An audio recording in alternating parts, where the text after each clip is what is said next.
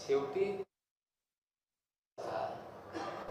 निवडणूक निर्णय अधिकारी सांगताय की त्यांनी ॲफिडेव्हिट दिलेलं आहे की आमच्या दाखला आहे, त्यामुळे आम्ही हेअर स्वीकारतो, रद्द करत नाही. आता तुम्हाला पाहिजे तुम्ही कोर्टात जा. तिसरे उमेदवार आम्ही सांगतो आपल्याला मनीषा राटेजी आमच्या उमेदवार अडत आहे 111 मध्ये 119 मध्ये.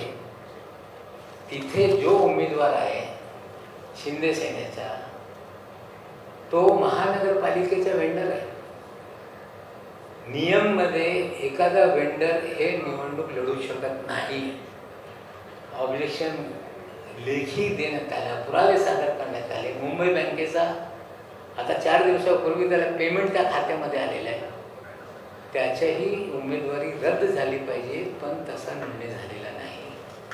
मी अधिकाऱ्यांना बोलू इच्छितो की ही लोकशाही आहे.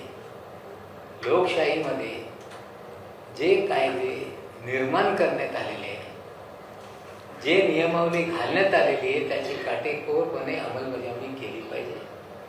या 3 वाड्याच्या बाबतीत कोर्टात आम्ही जाऊ, पण याला वेळ लागणार आहे. पण आता एखादा राजस्थानमधला मागासवर्गीय मुंबई